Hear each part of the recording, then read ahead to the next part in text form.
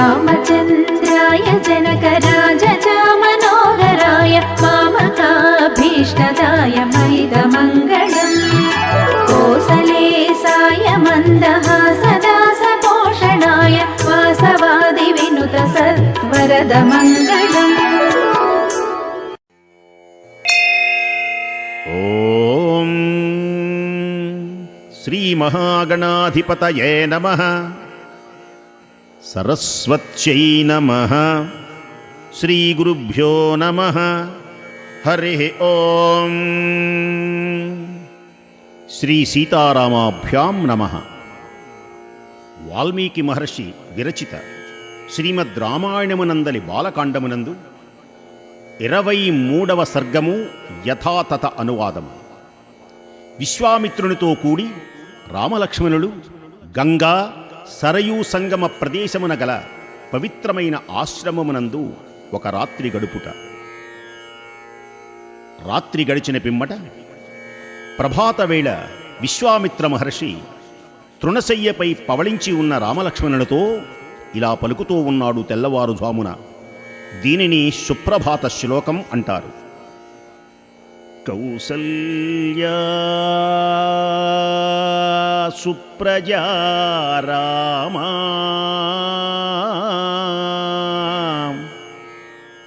కౌసల్యా సుప్రజా రామా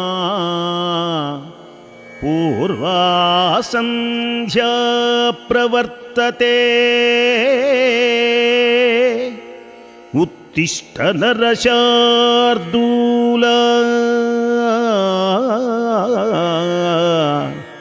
కర్తవ్యం దైవమాన్నికం. సృష్టిలో సాహిత్య చరిత్రలో భగవంతుని నిద్రలేపిన పునీత సుందర మహోన్నత పరమ పావనమైనటువంటి శ్లోకము ఇదే. ఆది కవి నోటి వెంట వెలువడిన దేవదేవదేవుని స్తోత్రము ఇదే.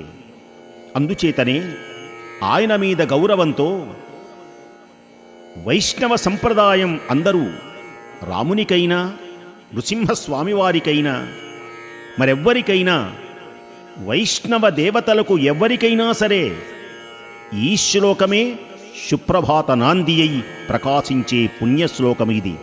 సుప్రభాత శ్లోకం విశ్వామిత్రుని నోటి వెంట అమృత తుల్యమైనటువంటి వాగ్ఝరి ప్రవహిస్తున్నది. రామా నిద్రలే.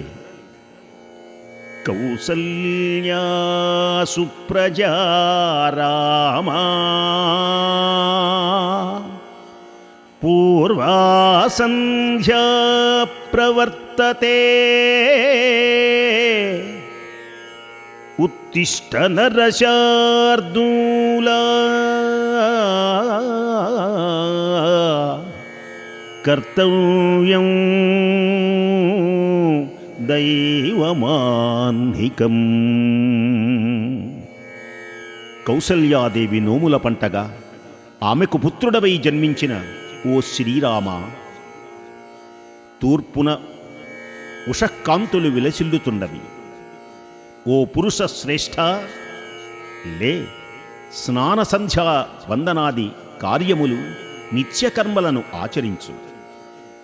విశ్వామిత్ర మహర్షి నుడివిన గంభీర వచనములను పాటించి వీరులైన రామకుమారులు ఆ రాజకుమారులు స్నానమునర్చి సూర్యునకు అర్ఘ్యప్రదానములు అర్పించారు.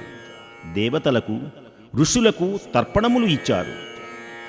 మంత్రరాజమైనటువంటి గాయత్రిని జపించారు. మిక్కిలి పరాక్రమశాలురైన రామలక్ష్మణులు ఈ విధముగా ప్రాతకాల కృత్యములైనటువంటి సంధ్యోపాసనాదులను నిర్వహించారు. పిదప తపోధనుడైనటువంటి విశ్వామిత్రునికి నమస్కరించి మిక్కిలి సంతోషముతో ప్రయాణమునకు సన్నద్ధులై ఆయన ముందు నిలబడ్డారు. పిమ్మట గురువుగారి వెంట ప్రయాణము చేయుచున్న ఆ మహావీరులు పవిత్రమైనటువంటి సరయూ నది, దివ్యమైన గంగా నదిలో సంగమించే పుణ్య ప్రదేశాన్ని చూచారు. వారు ఆ నదీ సంగమ ప్రదేశమును పవిత్రమైనటువంటి ఆశ్రమాన్ని చూచారు. అక్కడ దివ్య తేజస్సు కలిగినటువంటి ఋషులు వేల కొలది సంవత్సరములు తీవ్రమైనటువంటి తపస్సును ఆచరిస్తూ ఉన్నారు. రామలక్ష్మణులు ఆ పవిత్రమైనటువంటి ఆశ్రమమును చూచి ఎంతో సంతసించినటువంటి వారై మహాత్ముడైన విశ్వామిత్రునితో ఇలా పలుకుతున్నారు. ఓ మహాత్మా, ఈ పుణ్యాశ్రమము ఎవరిది? ఇక్కడ నివసించేటువంటి మహాపురుషుడు ఎవడు? ఈ విషయములో అన్నిటినీ తెలుసుకోవాలి అనేటువంటి కుతూహలంతో అడుగుతున్నాను స్వామి. మునీశ్వరుడు వారి మాటలు విని, రామా, పూర్వము ఈ ఆశ్రమము ఎవరిదో నీకు తెలియచేస్తాను విను అని చిరునవ్వులతో పలుకుతున్నారు. సుందరమైన శరీరము కలిగినటువంటి కందర్పుడు అనువాడు ఉన్నాడు. ఇతనినే పండితులందరూ కాముడు అని పిలుస్తారు.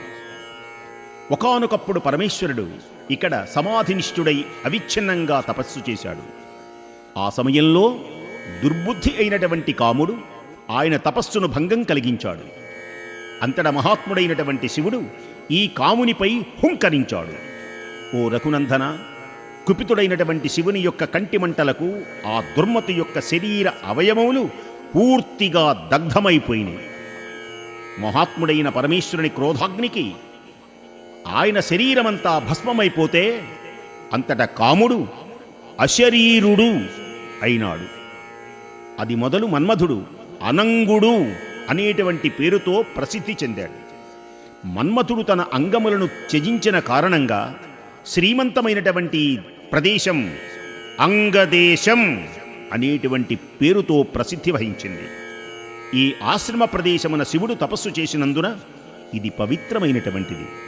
ఈ మునులు శివభక్తులు, నిరంతరం ధర్మపరాయణులు, వారికి ఎట్టి పాపములు అంటవు. పుణ్యాత్ముడమైనటువంటి ఓ శ్రీరామ, పవిత్ర గంగా సరయూ నదుల సంగమ స్థానం కలిగినటువంటి ఈ ఆశ్రమమునందే మనము ఈ రాత్రి గడుపుదాం. గంగా నదిని రేపు దాటుదాం. ఓ నరోత్తమ, మనమందరం శుభ్రంగా స్నానాధికములను నిర్వహించి జపధ్యానములను ముగించుకొని హోమకార్యములను పూర్తి చేసి ఈ పవిత్రమైనటువంటి ఆశ్రమంలో ప్రవేశించుదామురా. విశ్వామిత్రుడును రామలక్ష్మణులు ఇట్లు సంభాషించుకుంటూ ఆ ఆశ్రమమున కలిగినటువంటి మునులు తమ తపప్రభావమున దూరదృష్టితో వారి ఆగమనమును ఎరిగి పరమప్రీతితో పులకితులై అక్కడికి విచ్చేయటం జరిగింది. ఆ మునులు విశ్వామిత్ర మహర్షికి అర్ఘ్యపాద్యాది అధిత సత్కారములు ఆచరించారు. అనంతరం వారు రామలక్ష్మణులు కూడా అతిథి మర్యాదలు గావించారు. విశ్వామిత్రుడు కూడా ఆ మునులను కుశల ప్రశ్నలతో ఆదరించాడు. పిమ్మట వారును కథలతో విశ్వామిత్రాదులను రంజింపచేశారు. వారందరూ ఏకాగ్రతతో నియమపూర్వకంగా సంధ్యోపాసన గావించారు. స్థానికులు నియమనిష్టలతో జీవించేటువంటి వారు అయిన మునులతో కూడి విశ్వామిత్ర రామలక్ష్మణుడు ఆ కామాశ్రమను చేరి ఆ రాత్రిని అక్కడే హాయిగా గడిపారు.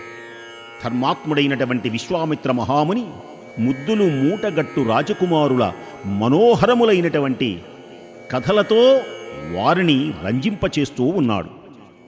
ఇది వాల్మీకి విరచిత శ్రీమద్ రామాయణమునందలి బాలకాండము 23వ సర్గము యథాతథ అనువాదము సమాప్తం.